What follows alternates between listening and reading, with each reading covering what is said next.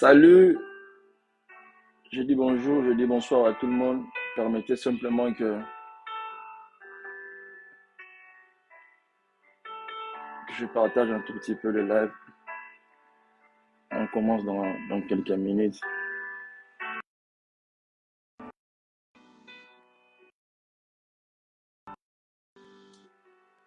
s'il vous plaît.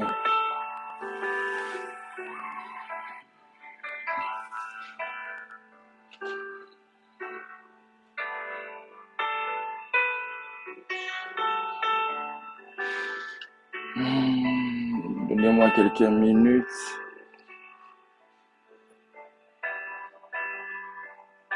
Donnez-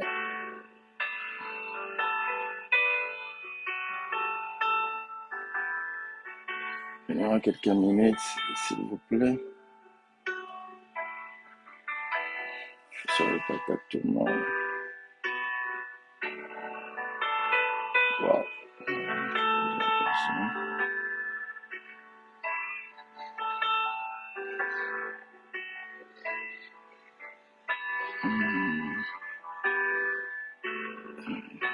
Ok.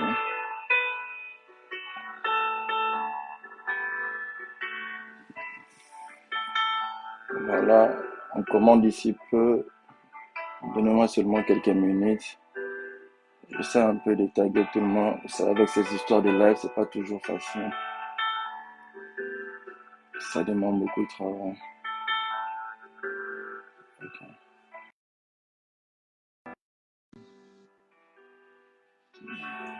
Parce que je sais pas qui sont connectés, alors voilà, je me dois taguer tout le monde. Voilà, s'il vous plaît.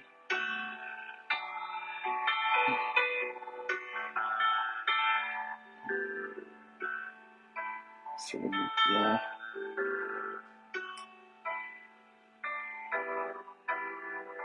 Ok, ok, s'il vous plaît. Voilà, je sais même pas choisir. En fait, j'ai fait une sélection rapide. Une sélection rapide. Voilà. Accordez-moi 1 à 2 minutes, s'il vous plaît.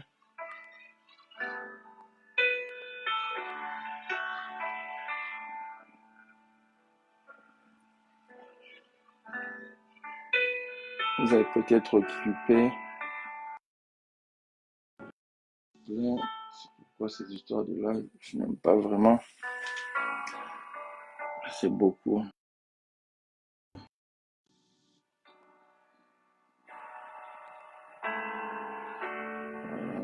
C'est beaucoup de travail.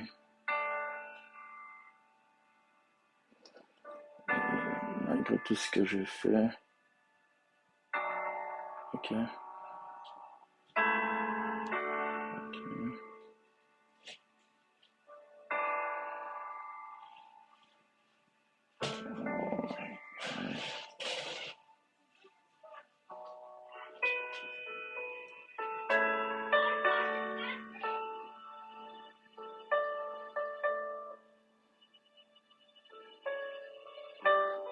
Voilà. Donc, je ne saurais pas attaquer tout le monde. Je ne saurais pas.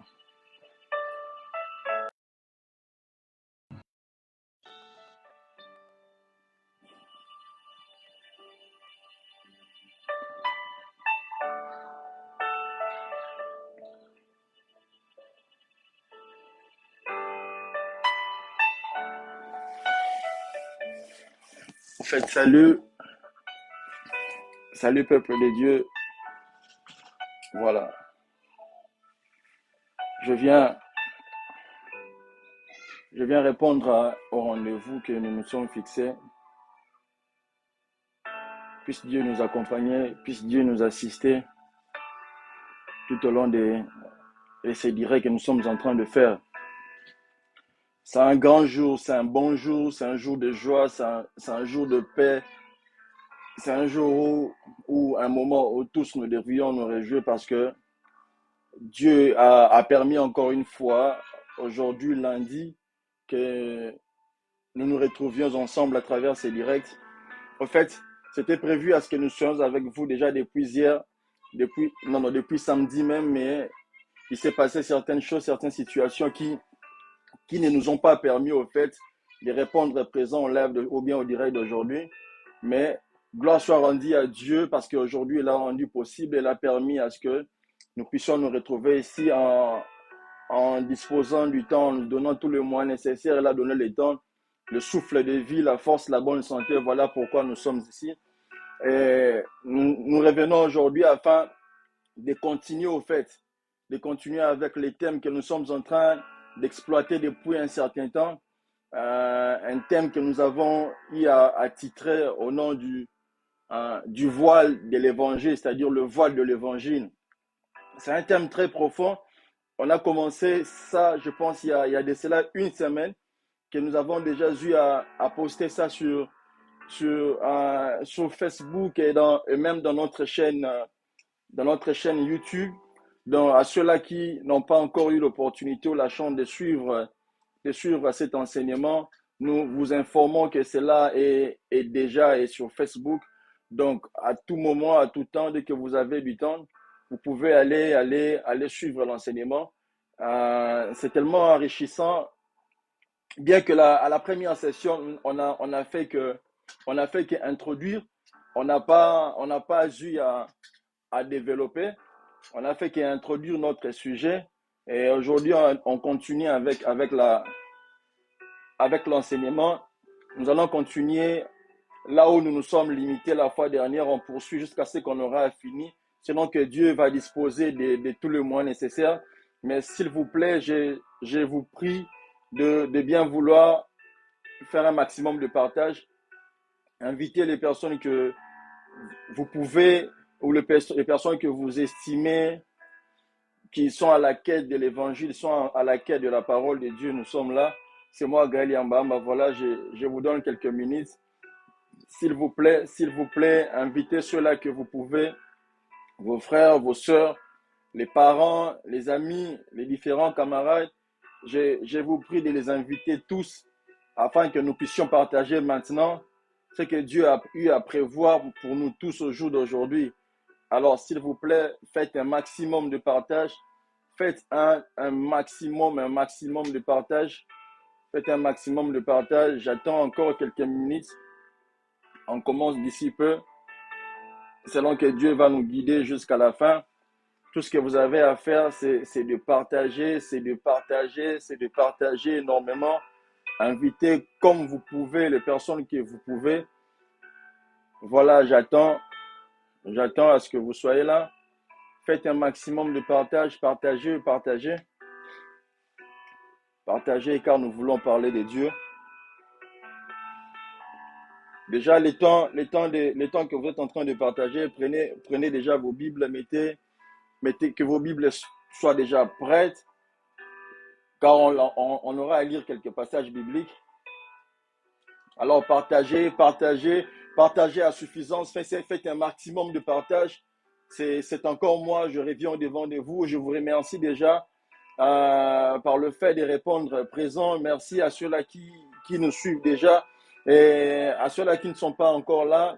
Nous vous disons déjà aussi merci car nous savons que vous allez suivre, que ce soit maintenant ou après cette vidéo, car cet enseignement est très, très, très, très, très profond pour nous qui sommes enfants de Dieu, pour tous celui qui croient en Dieu, pour tous celui qui espère en Dieu, pour tout celui qui a foi à l'évangile, tout celui qui a foi à la parole de Dieu, pour tout celui qui croit à l'existence d'un Dieu vrai, puissant, qui a créé toutes choses, les visibles tout comme les invisibles.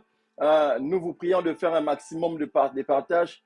Partagez, invitez des amis, invitez vos parents, vos voisins, vos voisines, les collègues de classe, les camarades. Allez-y, faites un maximum de partage. Nous sommes là, non pour notre gloire, mais pour la gloire de l'Éternel, notre Dieu.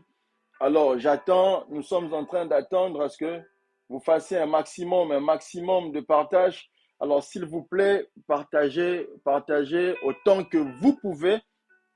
Invitez toute personne. En fait, ça dépend de celui que vous voulez inviter. Si vous pouvez d'ailleurs faire un partage par rapport à toutes les personnes qui sont dans votre répertoire Facebook, allez-y, faites ça. C'est Dieu qui sera glorifié, car vous ne savez pas que derrière un partage, vous pouvez sauver une vie. Derrière 2 partages, vous pouvez sauver 2 vies, car ces 2 personnes pourront faire des partages aussi à autant de personnes. Cela revient à dire qu'autant de vies peuvent être sauvées rien qu'à partir d'un partage, car la parole de Dieu nous apporte une certaine connaissance, une connaissance de Dieu, une connaissance du monde. Parce que dans la parole de Dieu, la parole englobe toute forme et toutes sortes de connaissances, que ce soit une connaissance spirituelle, une connaissance physique. Toutes ces choses, au fait, se trouvent dans la parole de Dieu. Car lorsque nous revenons dans le livre de Genèse au premier chapitre, ou lorsque nous lisons tout le premier chapitre, vous verrez tout comme moi que c'est dans ces chapitres-là où la Bible nous montre en clair l'œuvre que Dieu a faite en créant toutes choses. Et la Bible déclare à ce que toutes ces choses ont été créées uniquement par sa parole. Dieu n'a pas eu à bouger, Dieu n'a fait aucun geste, mais Dieu n'a fait que parler. Et la parole étant la parole de Dieu, nous vous garantissons que lorsque vous la suivez sincèrement, lorsque vous disposez vraiment de votre temps, lorsque vous avez vraiment foi en cette parole est capable de sauver. Avant même que nous intervenions dans une prière quelconque, rien qu'en écoutant la parole, rien qu'en l'intériorisant au-dedans de nous, au-dedans de vous, déjà elle-même, parce qu'elle a créé toutes choses, elle va aller corriger toutes les erreurs. Cette même parole ira donner vie dans votre corps, dans tous les endroits où la mort avait déjà eu à prendre place. Alors, s'il vous plaît, faites un maximum de partage. Voilà, nous devons déjà commencer. Je dis merci à tous ceux-là qui sont en train de partager.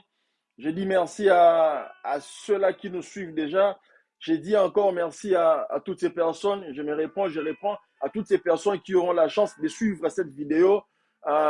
D'ici où je suis, peu importe le pays où vous allez vous trouver, la parole n'a pas de limite. La parole, elle est de Dieu. Comme Dieu, que le Dieu que nous servons est un Dieu qui est omniprésent, la parole n'a pas de limite au fait.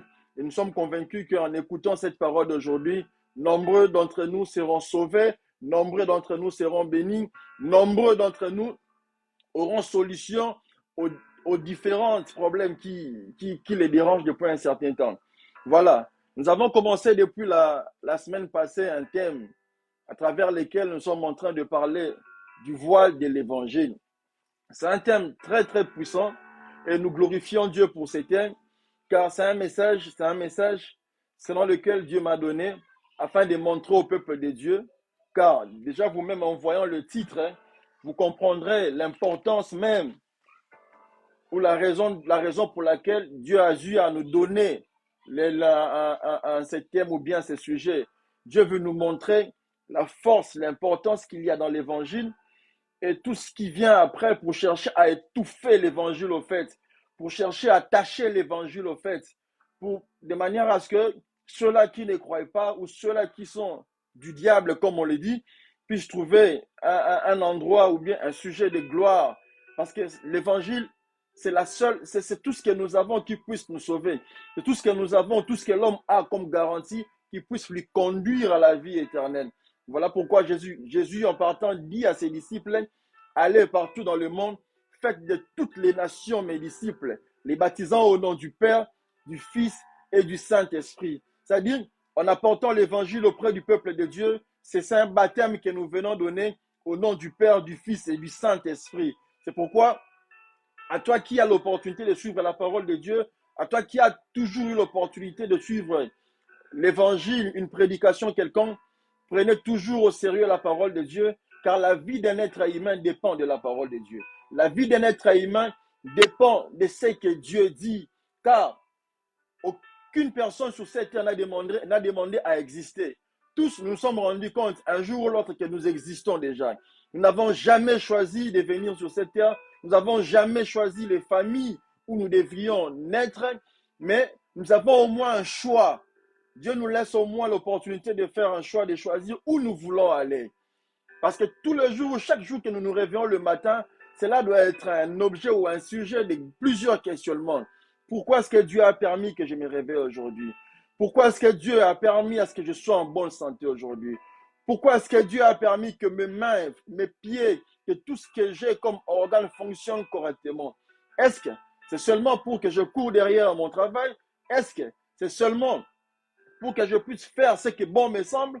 Est-ce que c'est seulement pour que j'arrive à satisfaire mon corps et toutes les passions nécessaires? Je ne pense pas ou je ne sais pas.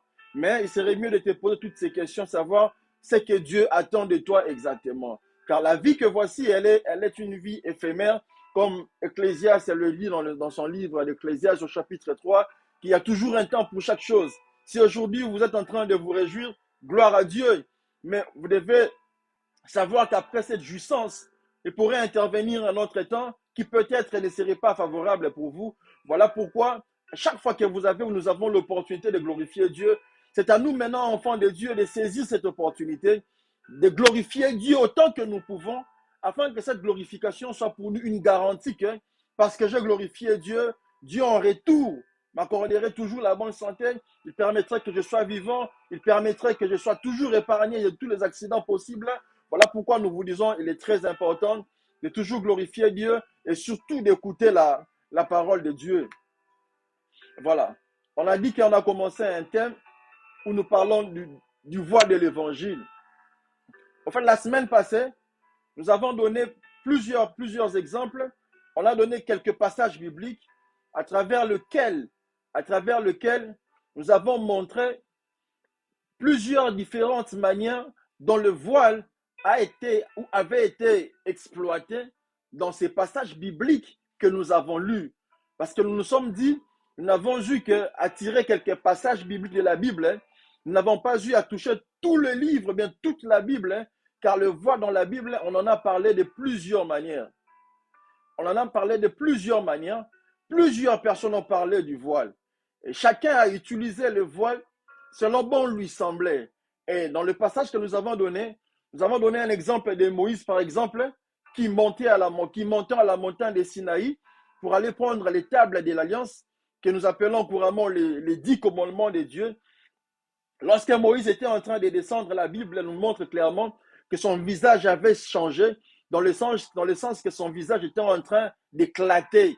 C'est-à-dire, il y avait une lumière, un éclairage, de manière à ce que tout celui qui pouvait regarder le visage de Moïse pouvait facilement se rendre compte que le visage de Moïse n'était plus le même. C'est-à-dire Moïse avait changé, Moïse avait connu une sorte de transformation en fait, parce qu'il avait eu à passer autant de jours, selon que la Bible nous dit 40 jours, 40 nuits, rien que parlant et discutant avec Dieu, pour prendre pour nous le table de l'Alliance, afin d'apporter cela aux enfants d'Israël qui étaient en train de l'attendre en bas de la montagne.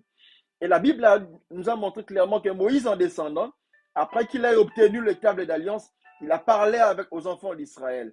Mais lorsqu'il parlait aux enfants d'Israël,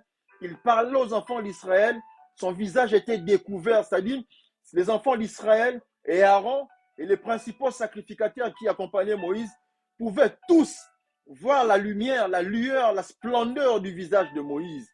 Mais la Bible nous dit, lorsque Moïse finissait à parler avec les enfants d'Israël, il s'est revêtu d'un voile pour cacher son visage, de manière à cacher cette gloire, cette splendeur qui était en train de rayonner sur son visage. Mais la Bible nous a encore montré que le voile que Moïse mettait à son visage, il enlevait ses voiles, je m'excuse, il enlevait ses voiles lorsqu'il voulait pénétrer, entrer dans la tente d'assignation pour parler de nouveau avec Dieu. Donc, dans le livre, dans cette histoire de Moïse, on a vu que Moïse, dans la montagne, dans la tente, il était sans voile. Et lorsqu'il descendait de la montagne, ou lorsqu'il sortait de la tente, et qu'il se mettait à parler aux enfants d'Israël, il était aussi sans voile. Mais ce n'est que lorsqu'il finissait qu'il se revêtait de son voile. Et on a encore vu le voile comme étant une couverture pour les femmes.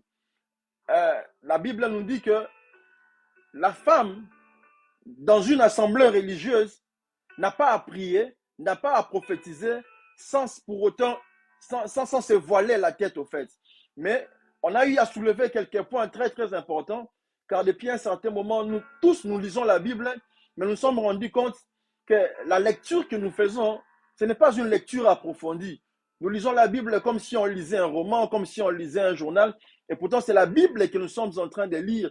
C'est une parole inspirée de Dieu, écrite dans la Bible. Cette parole, en fait, la parole qui renferme en elle la vie dont chaque être humain, chaque être vivant a besoin. La Bible a dit, toute femme qui prie ou qui prophétise dans l'assemblée religieuse, on a mis cette nuance, Paul n'a pas dit hors des assemblées religieuses, mais il a dit dans les assemblées religieuses, toute femme qui prie ou qui prophétise, la tête non voilée, cette femme-là est d'office en train de déshonorer son chef. Or, remontant un peu plus haut, Paul nous a montré clairement que l'homme était le chef de la femme, et que Christ était le chef de l'homme, et que Dieu était le chef de Christ. Alors, on a soulevé quelques questions dans le sens que nous remarquons aujourd'hui, il y a autant d'églises, il y a plusieurs églises qui mettent en application ces récits bibliques, selon que la femme ne doit pas avoir sa tête découverte.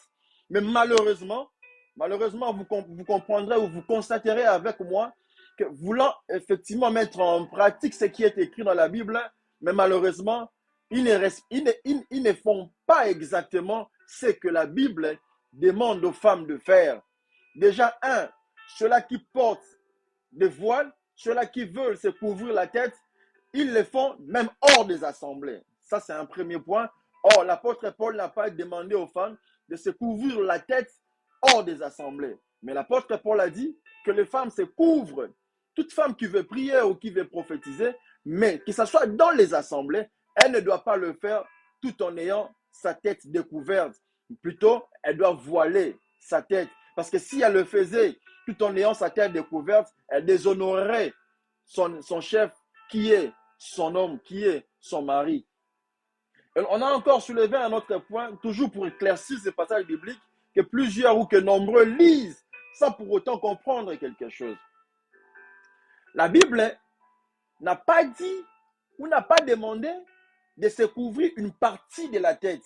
Or, vous remarquerez avec moi que ceux-là qui mettent en pratique ces passages bibliques-là, que nous sommes donnés dans notre première intervention par rapport à ces thèmes que nous sommes en train d'exploiter, qui est le voile de l'évangile, ces femmes qui veulent mettre en pratique ces passages bibliques, en fait, elles ne se couvrent qu'une partie de la tête. Or, la Bible n'a pas demandé aux femmes de ne se couvrir qu'une partie de la tête. Parce que lorsque nous parlons de la tête, c'est l'ensemble de tout ça qui forme la tête. Mais celui qui ne se couvre que cette partie ici, ça c'est une partie de la tête. Ça n'a rien à voir avec la tête tout entière.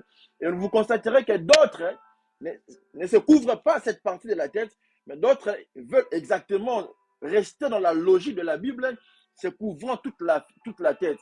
Mais malheureusement, qu'est-ce que nous constatons? Il laisse à découvert le nez, il laisse les yeux ouverts. Donc on peut facilement voir les yeux, on peut facilement voir le nez. Et je comprends. En fait, je comprends pourquoi est-ce qu'il laisse le nez et les yeux ouverts, les yeux découverts, je m'excuse. C'est parce qu'ils ont peur de heurter quelque chose.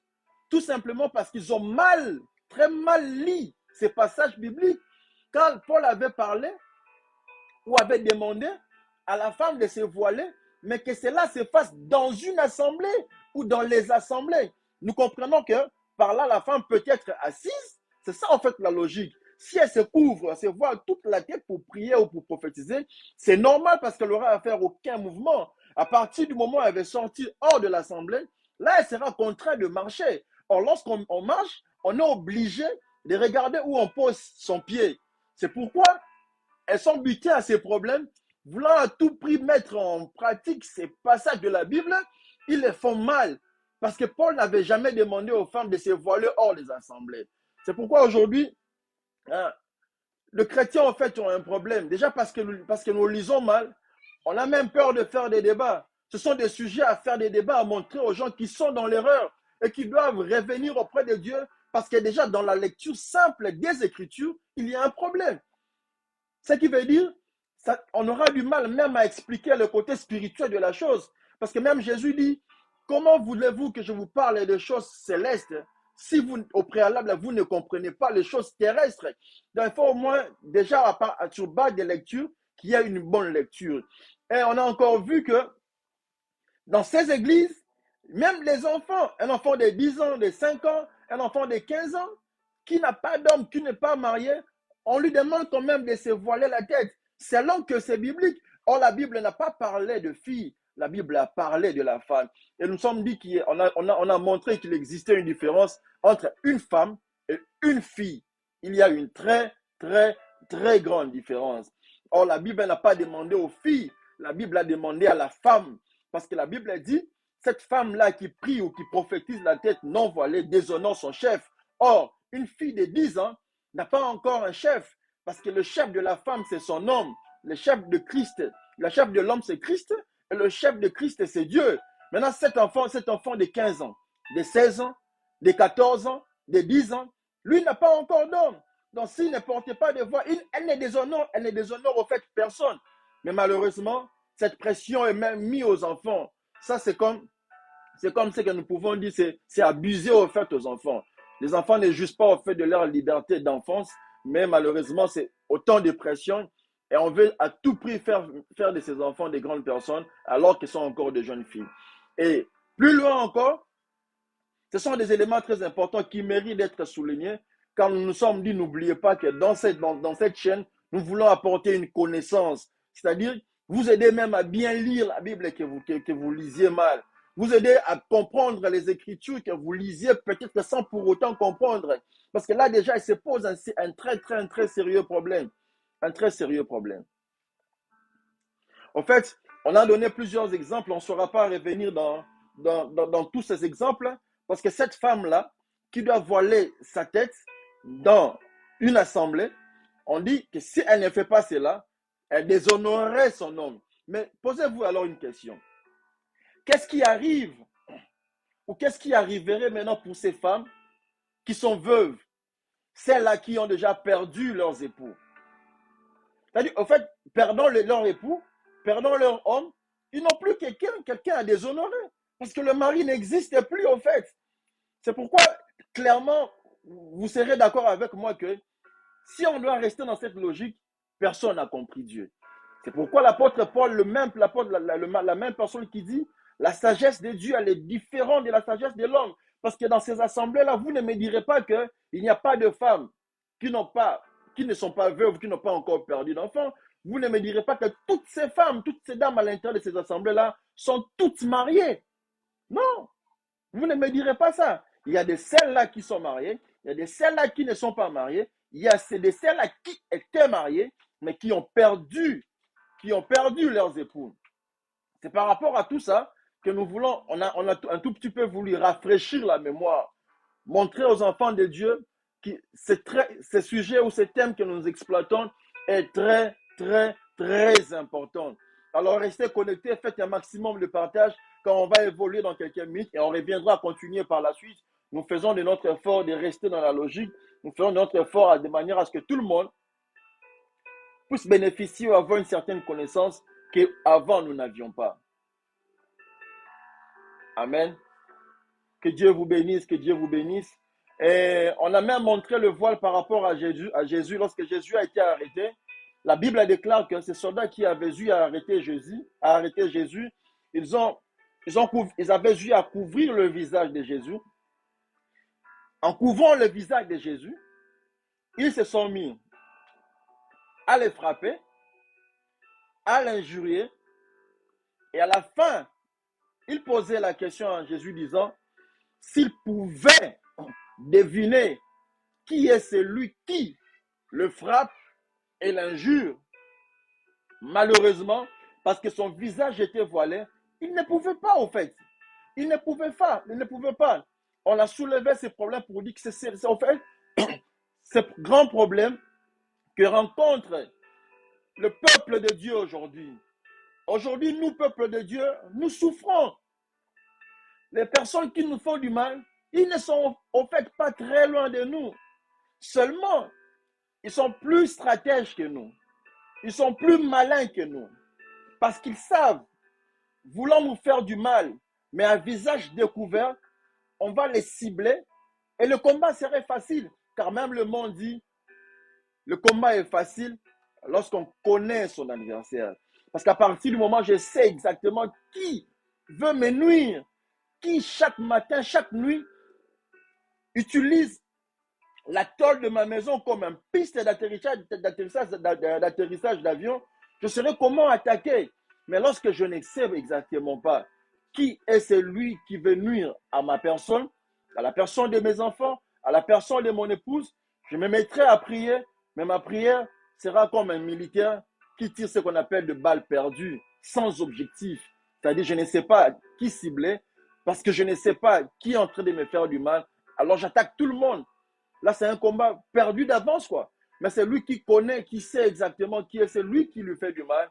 Je ne pense pas qu'il passera son temps à prier pour autre chose. Non, je ne pense pas.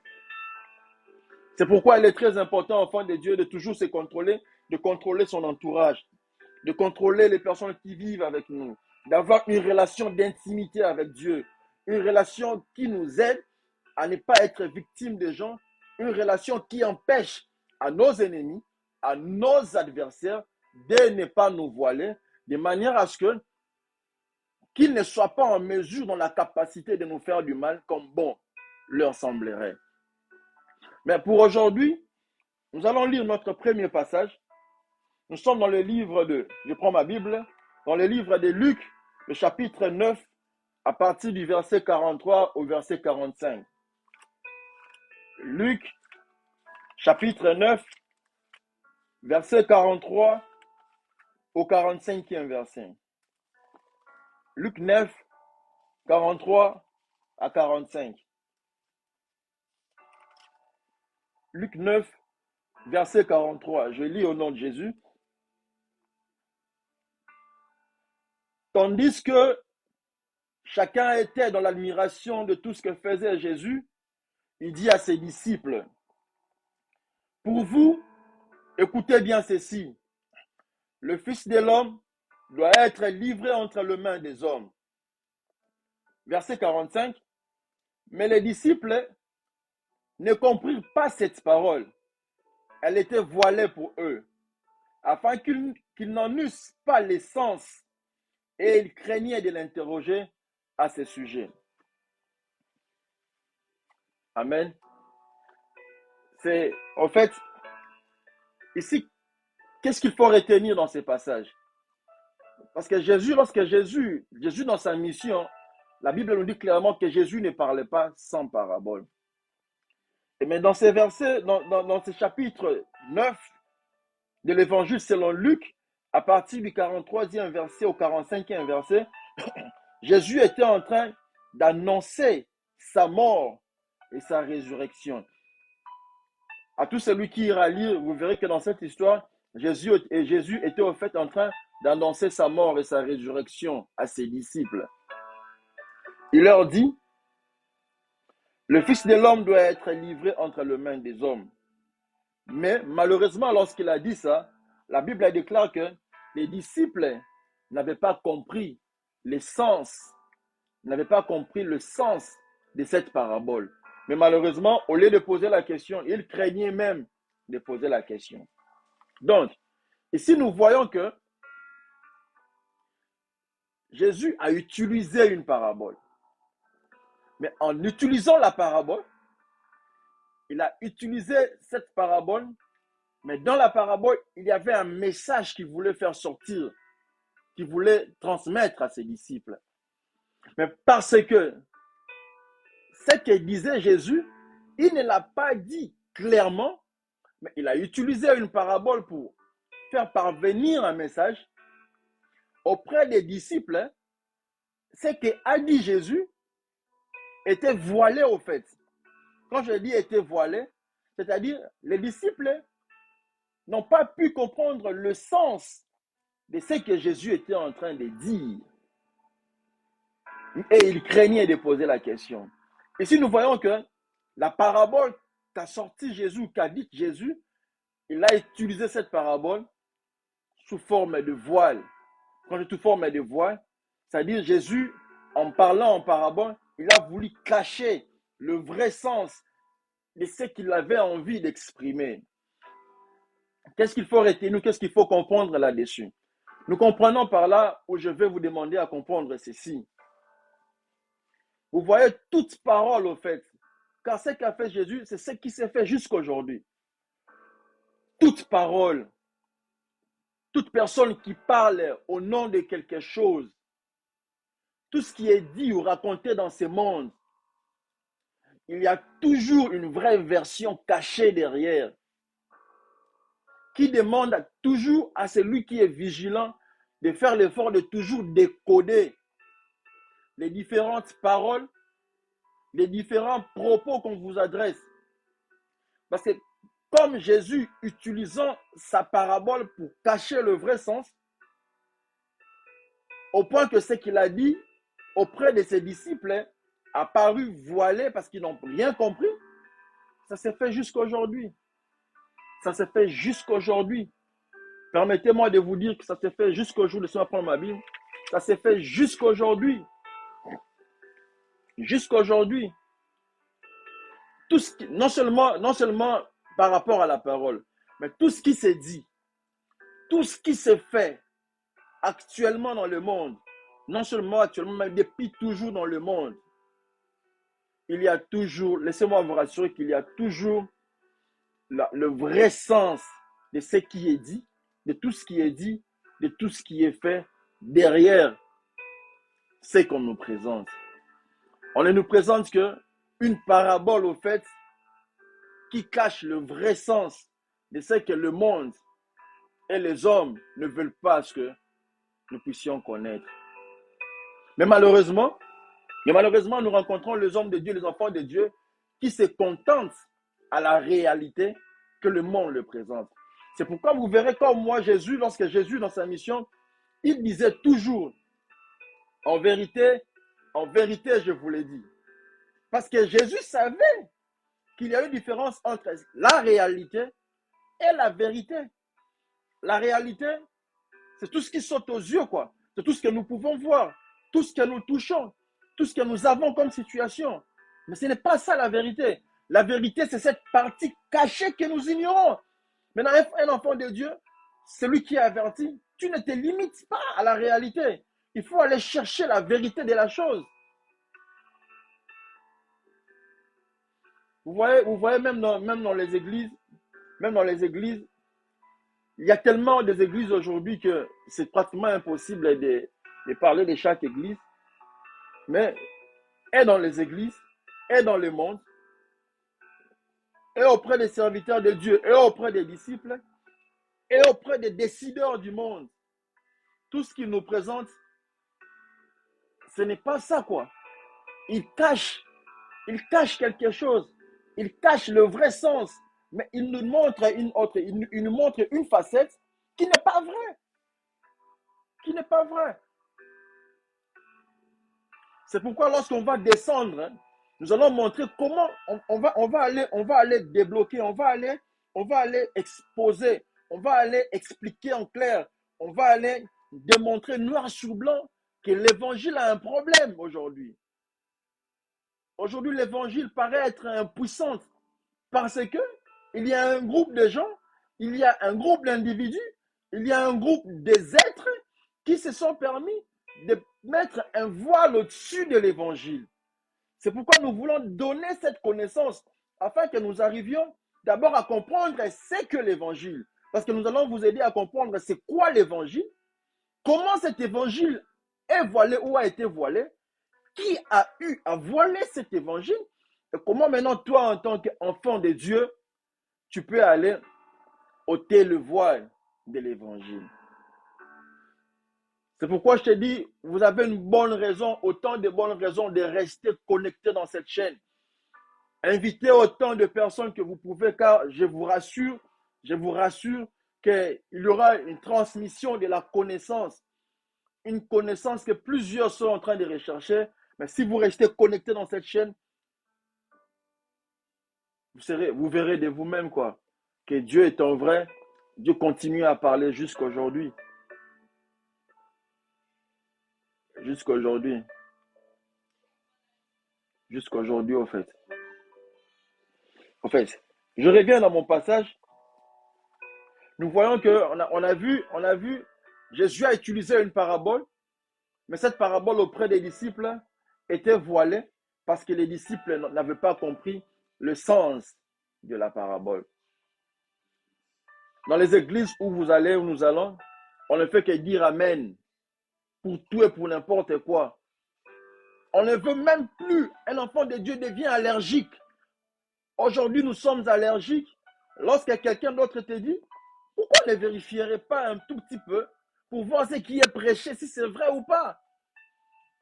Il suffit qu'une personne porte une identité, une casquette de serviteur de Dieu. Tout ce qu'il dit est vrai, au fait. Mais parce que quelqu'un s'élève, sortant dans sa bouche le nom de Jésus, le nom de Dieu, il est d'office considéré comme vrai serviteur de Dieu. Et par cupidité, par incrédulité, on est prêt à les défendre, quoi. On est même prêt à les défendre.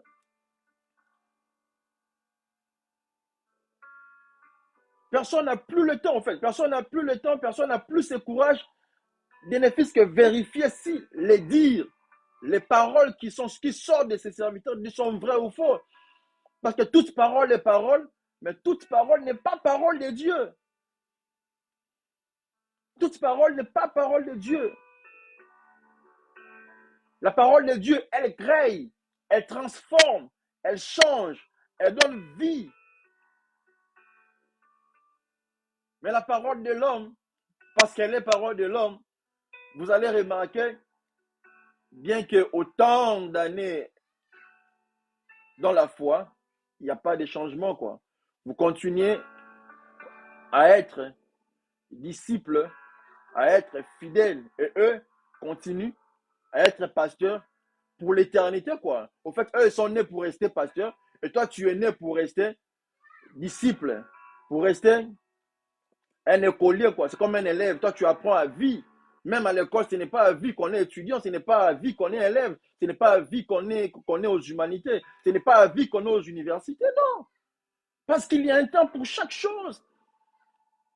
Il y a un temps d'apprendre, il y a un temps de cesser d'apprendre. Même les disciples, Jésus avait eu un temps de le préparer. C'est-à-dire, ils avaient eu eux-mêmes, les disciples, le temps d'apprendre auprès de Jésus. Mais après, ils ont été lâchés, ils sont partis continuer la mission de Jésus. Toi, depuis que tu es né, tu es fait que pour apprendre. Et depuis que tu as commencé à apprendre, tu n'as jamais appris quelque chose. Jusqu'à quand? Jusqu'à quand resteras-tu ignorant? Jusqu'à quand négligeras-tu les choses et la parole de Dieu? Et d'autres sont même allergiques, quoi. Parce qu'ils veulent que leurs paroles soient des paroles de l'évangile, dans le sens que tout ce qu'ils disent soit oui et amen. Même quand ils sont dans l'erreur, ils refusent d'admettre leurs erreurs. Ils refusent d'admettre leurs fautes. Et dans tout ça, qui sont les victimes? C'est ceux-là qui croient en Dieu. Mais heureusement que la Bible et Dieu dit, vous, sacrificateurs pharisiens, vous serez jugés plus sévèrement. Parce que vous fermez même la porte aux brebis à ceux-là qui étaient destinés à avoir la vie éternelle. Donc là, nous avons vu que la parabole, à travers une parole, Jésus, en utilisant la parole, il a utilisé une parabole, mais auprès des autres, cela avait été voilé. Et on a expliqué en clair, ça continue à se faire jusqu'aujourd'hui, peuple de Dieu. Tout ce qu'on vous dit n'est forcément pas vrai. Il faut toujours savoir que derrière tout ce qu'on vous dit, derrière tout ce qu'on vous présente, que ce soit derrière tout le fait prise par convention, toutes les pratiques qui se font dans le monde, tous les modèles qui apparaissent dans le monde, ce n'est qu'une réalité, quoi. Parce que derrière toutes ces choses, il y a le vrai sens que nous ignorons. C'est pourquoi la Bible dit, et Dieu dit tout, oh, que mon peuple périt faute de connaissances. Parce que le peuple de Dieu se contente uniquement à la réalité, à ce qui se présente à leur Dieu. Telle personne X vient au devant de vous, Azam Ninga Malamu, vous l'embrassez. Alors ce n'est qu'une réalité. Pourquoi ne vas-tu pas chercher la vérité? Connaître la personne dans son vrai sens. Il y aurait moins de dégâts si tout le monde se mettait à faire cet exercice. Voilà. On va quand même lire un passage pour appuyer ça. Luc chapitre 8, à partir du 10e verset. Luc chapitre 8, verset 10. On va aller petit à petit, on n'est pas pressé. On se limitera d'ici peu. On va aller petit à petit. Nous voulons que tout le monde comprenne et serait-ce que quelque chose. Nous voulons que tout le monde comprenne en clair, avec tous les détails possibles, l'objectif que nous sommes en train de poursuivre en exploitant ces thèmes. Luc chapitre 8, le verset 10. Qu'est-ce qui est dit? Voilà. La Bible dit, il répondit, il vous a été donné de connaître le mystère du royaume de Dieu, mais pour les autres, cela leur est dit en parabole, afin qu'en voyant, ils ne voient point, et qu'en entendant, ils ne comprennent pas. En lisant l'évangile au chapitre 8, le 10e verset, nous voyons que Jésus avait de bonnes raisons de leur dire ces choses ou cette chose en parabole. Parce que Jésus ne voulait pas que tout le monde comprenne le vrai sens du langage de Dieu. C'est pourquoi dans sa mission, il a codé tout. Il n'a fait que parler en parabole pour cacher. Et les disciples, se préoccupant du fait que Jésus a parlé en parabole et qu'ils n'avaient pas compris, cela se justifie parce que ici nous voyons Jésus dit, c'est à vous qu'a été donné de connaître le mystère du royaume de Dieu. Alors, si Jésus dit c'est à vous, c'est que cela n'est pas donné à tout le monde de connaître la parole de Dieu. En d'autres termes, quoi que nous puissions dire, quoi que nous puissions faire, ce qu'on appelle parole de Dieu, ce qu'on appelle évangile, cela n'a pas été donné à tout le monde de comprendre cela. Non. Cela n'a pas été donné à tout le monde de comprendre l'évangile. Cela n'a pas été donné à tout le monde. C'est pourquoi Jésus, auprès de la foule, il parlait en parabole. Mais lorsqu'il s'est retiré en coulisses avec ses disciples, il prenait le temps d'expliquer chaque parabole, de leur montrer le sens de tout ce qu'il avait dit, le vrai sens au fait de toute parabole qu'il sortait. De la même manière, parce que Jésus, en parlant en parabole, il était en train de cacher une vérité. Et c'est la même chose. D'autres parlent non pour cacher la vérité, mais pour cacher un mensonge. Parce que si Jésus voulait cacher une vérité, c'est qu'il y a d'autres qui utilisent leur langage, leurs paroles, parce qu'ils sont conscients qu'ils ne disent pas vrai, elles veulent cacher le mensonge.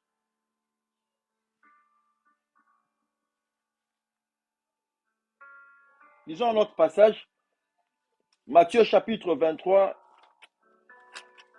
Matthieu chapitre 23, le verset 33, qu'est-ce qui est dit? Matthieu chapitre 23, verset 33. Matthieu 23, 33. Voilà ce qui est dit. Malheur à vous, scribes et pharisiens, hypocrites, parce que vous payez la dîme de menthe, de l'âne et du cumin, et que vous laissez ce qui est plus important dans la loi, la justice, la miséricorde et la fidélité. C'est là ce qu'il fallait pratiquer sans négliger quelque chose. Au fait, dans la parole, il y a toujours toujours ce qui est plus important. Ce qui est plus important, c'est de faire la volonté de Dieu. c'est de faire la volonté de Dieu.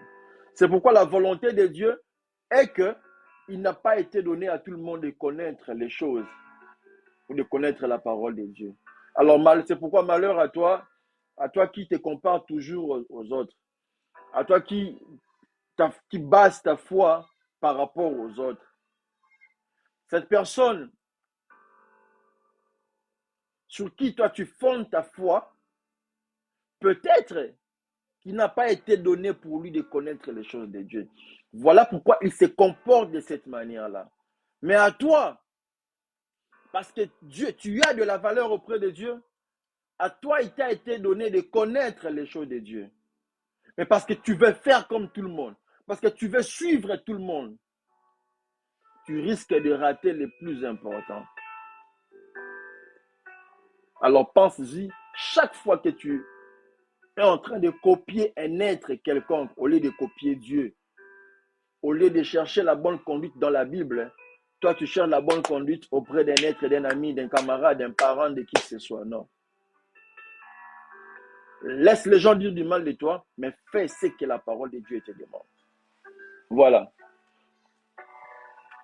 On va lire un autre passage. Je pense qu'on va finir.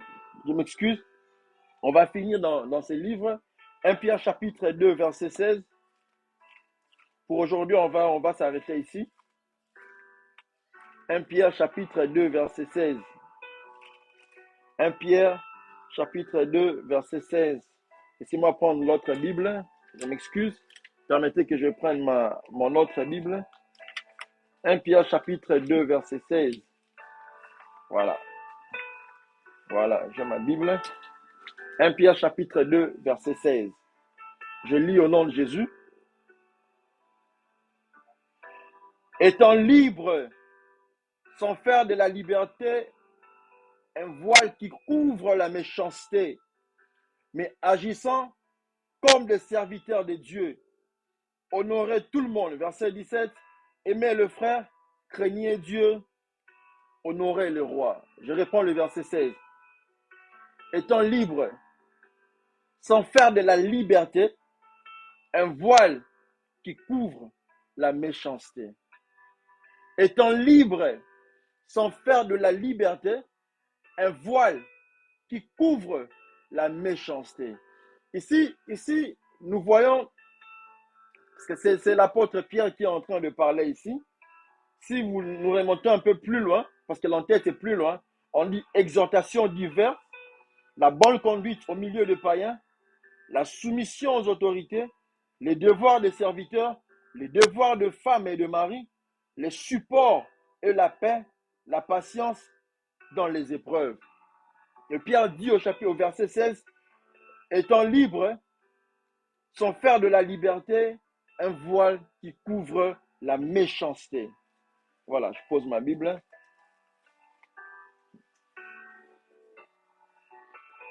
Nous glorifions Dieu par rapport à ce message. L'apôtre Paul, ici, nous voyons clairement que l'apôtre Paul s'adresse ou est en train d'attaquer ceux-là qui ont une liberté. Parce qu'en Christ, nous sommes libres. Mais qu'ils veulent profiter de cette liberté pour cacher la méchanceté.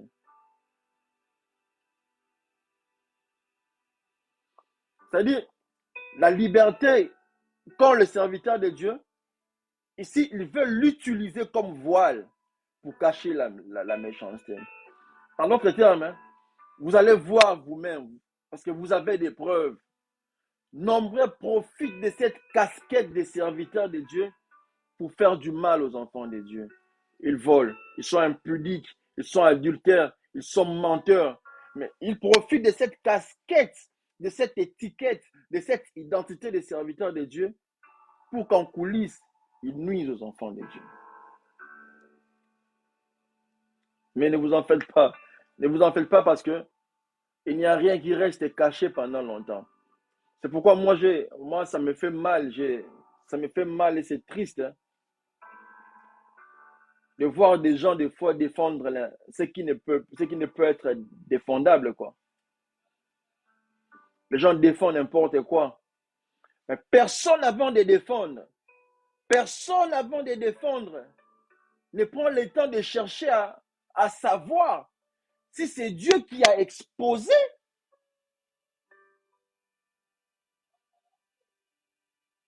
ou ce n'est qu'une erreur. Parce que si c'est Dieu qui a exposé et que toi tu te mets à défendre ce que tu ne peux défendre, c'est là où sans savoir, nous nous attirons des problèmes de malédiction qui ne viennent pas des êtres qu'on appelle démons, mais qui viennent par le fait que nous avons défendu ce qu'on ne pouvait pas défendre, selon que c'est Dieu qui est en train de punir. Et là, nous voyons tout le monde utiliser un slogan, ne touchez pas à mes oins. C'est vrai, ne touchez pas à mes oins. Mais as-tu la preuve qu'il a été oint? As-tu compris ce que veut dire être oint? Ou c'est seulement parce que la personne ou l'être parle de Dieu, sort dans sa bouche le nom de Dieu, prononce le nom de Jésus, que tu l'appelles oint de l'Éternel? Parce qu'il tient la Bible dans ses mains, parce qu'il a bâti une église quelconque, parce qu'il a autant de fidèles. C'est ce qui fait de lui un oint de l'Éternel. Penses-tu que c'est vraiment ce qui fait de lui, c'est ce qui fait de lui un oint de l'Éternel? Parce qu'il a bâti une église, parce qu'il a des fidèles, parce qu'il a la Bible, parce qu'il parle de Dieu, parce qu'il évangélise. C'est ce qui fait de lui un oint de l'Éternel? Ou bien tu comprends ce que tu fais, mais tu ne comprends pas ce que tu fais? Parce qu'avant d'attester que c'est un oint de l'Éternel, il faut avoir au moins des preuves qu'il est vraiment oint de l'Éternel, qu'il a vraiment été oint, selon que cela est décrit dans la Bible. Parce qu'ici, nous voyons en clair que parce qu'ils sont libres, cette liberté qu'ils ont acquise par la parole, nombreux font de cette liberté un moyen pour un voile pour cacher la méchanceté. Ce sont des méchants. Ce sont des méchants en fait. Votre vie ne leur dit absolument rien. Ils n'ont même pas du respect pour vous. Ils sont envieux, ils sont menteurs, ils sont orgueilleux, ils sont haineux. Ce sont des hommes méchants qui se cachent derrière la Bible. C'est pourquoi à travers cette prédication, touchant ces points maintenant, c'est pour t'aider à comprendre, à analyser, à ne pas te fier uniquement aux apparences. Non. La Bible dit, n'ayez pas foi à tout esprit, mais il faut éprouver les esprits pour savoir s'ils sont réellement de Dieu. De la même manière, je peux dire, n'appelle pas tout le monde oint de l'Éternel si tu n'as pas de preuve qu'il a été oint par l'Éternel, mais plutôt éprouve celui que tu veux appeler oint pour savoir s'il a vraiment été oint par l'Éternel Dieu. Parce qu'avec la parole de Dieu, ce n'est pas un problème d'âge, ce n'est pas un problème des études faites, ce n'est pas un problème de niveau intellectuel, ce n'est pas un problème de matériel, de bien que vous avez. Non! Car la Bible dit que c'est poussé par le Saint-Esprit que les hommes ont parlé de la part de Dieu. C'est-à-dire que ce n'est pas un problème d'un diplôme quelconque. Mais aujourd'hui, malheureusement, pour être reconnu pasteur, tu en as besoin d'un diplôme, on a besoin d'un titre certifié, attesté par un être. Voilà, on pourra continuer la fois prochaine. Pour aujourd'hui, on se limite ici. Que Dieu nous bénisse. Nous rendons gloire à Dieu pour le temps qu'il nous a donné.